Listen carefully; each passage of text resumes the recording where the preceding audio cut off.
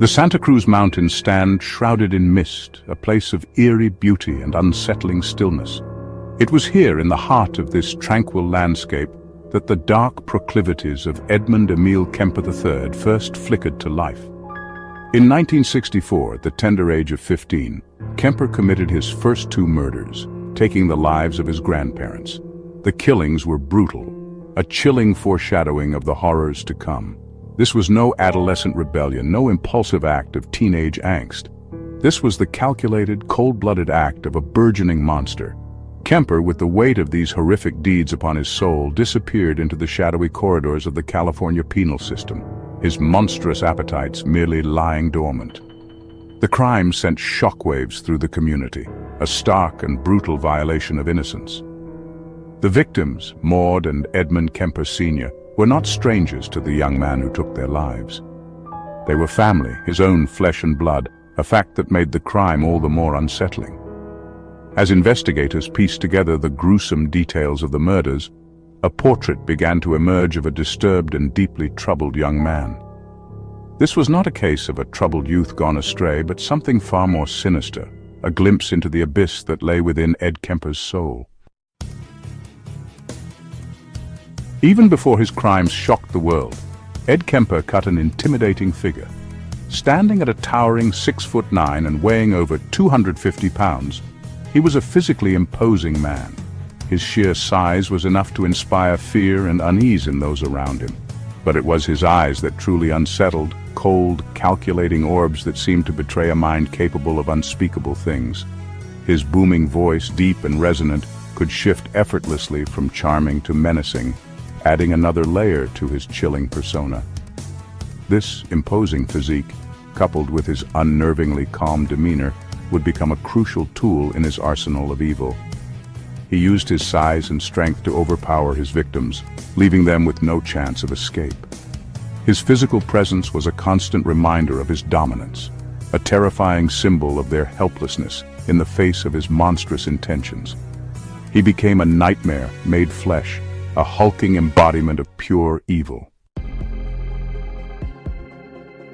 Released from prison at the age of 21, having convinced psychiatrists of his rehabilitation, Kemper blended back into society. He even secured a job with the California Highway Patrol, a chilling irony given his future victims. But beneath the veneer of normalcy, a storm was brewing. Between 1972 and 1973, Kemper embarked on a terrifying murder spree that would forever etch his name in the annals of criminal history. He became known as the co-ed butcher, preying on young women, often students hitchhiking near the University of California, Santa Cruz.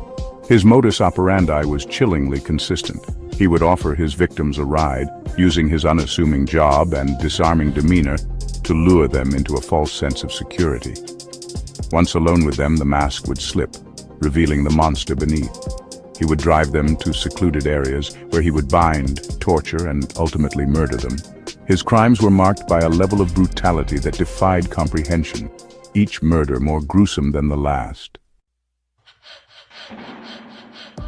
Kemper's crimes were not the acts of a mindless brute. On the contrary, they were chillingly calculated, planned with meticulous detail. He carefully selected his victims, studying their routines and exploiting their vulnerabilities. He was a master manipulator, using his intelligence to gain their trust, lulling them into a false sense of security before he would strike. He would dispose of the bodies with chilling efficiency, burying them in remote locations or dismembering them to avoid detection. He even kept trophies from his victims, grotesque souvenirs of his horrific deeds. He was acutely aware of police procedures, using his knowledge to stay one step ahead of the authorities. He would vary his methods, choosing different hunting grounds and disposal sites, making it difficult to establish a pattern. He even interacted with law enforcement officers, engaging them in casual conversation, all the while concealing his true, monstrous nature.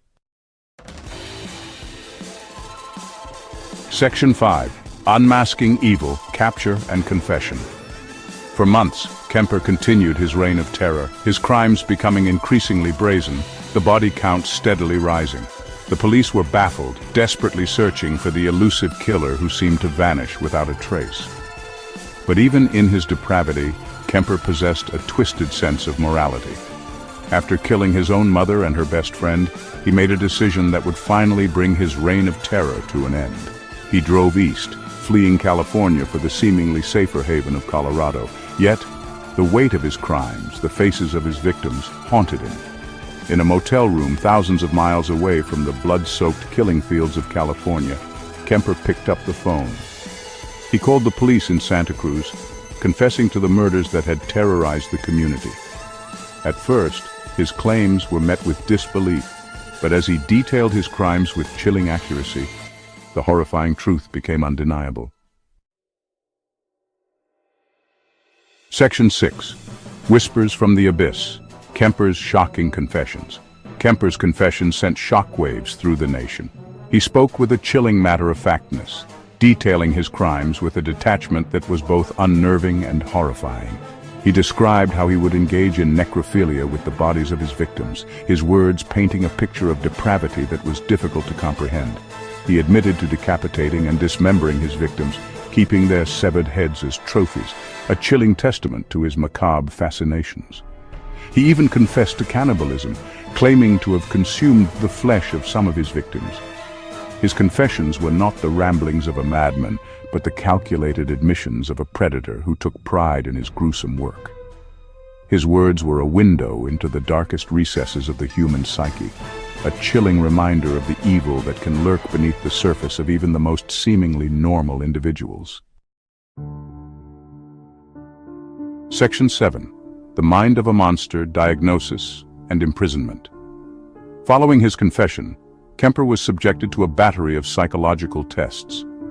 Experts struggled to comprehend the depths of his depravity, searching for answers in the labyrinthine corridors of his mind. He was diagnosed with paranoid schizophrenia, a severe mental disorder characterized by distortions in thinking and perception. His horrific acts, the product of a mind both brilliant and deeply disturbed, would forever remain a chilling reminder of the complex interplay between mental illness and violence. Found sane and guilty of his crimes, Kemper was sentenced to life in prison. Today, he remains incarcerated at California Medical Facility, a state mental hospital in Vacaville. His towering figure, once a symbol of terror, is now confined to the cold, sterile environment of a prison cell. He is a ghost in the machine of the American justice system, a haunting reminder of the monstrous potential that lies dormant within the human heart. Section 8. Scars on Society. The Enduring Impact of Kemper's Crimes. The shadow of Ed Kemper's crimes continues to loom large over Santa Cruz and beyond. His case sent shockwaves through the criminal justice system, exposing flaws in the parole system and raising questions about the ability to rehabilitate violent offenders. His crimes left an indelible mark on the families of his victims, their lives forever shattered by his unspeakable acts. The memory of the co-ed butcher continues to serve as a chilling reminder of the vulnerability of innocence in the face of pure evil. His case forced law enforcement agencies to reevaluate their methods, highlighting the need for increased vigilance and improved communication between agencies. The specter of Kemper's crimes would forever haunt the Santa Cruz Mountains, a stark reminder of the darkness that can lurk beneath the surface of even the most idyllic communities. Section 9. Echoes of Horror, a Legacy of Fear. Ed Kemper's case, a horrifying tapestry woven from monstrous acts and unimaginable depravity, continues to fascinate and horrify. His story is a chilling reminder of the fragility of life, the ever-present potential for darkness to erupt into our world. The co-ed butcher, a monster cloaked in human flesh, may be imprisoned, but the echoes of his crimes continue to resonate, a chilling reminder of the darkness that lurks within the human heart. His crimes serve as a stark and brutal reminder of the importance of vigilance, of the need to confront the darkness that can reside within seemingly ordinary individuals. The legacy of Ed Kemper is not just one of horror, but also a call to action, a reminder that we must remain ever vigilant in our pursuit of justice and our efforts to protect the innocent from the predators that walk among us.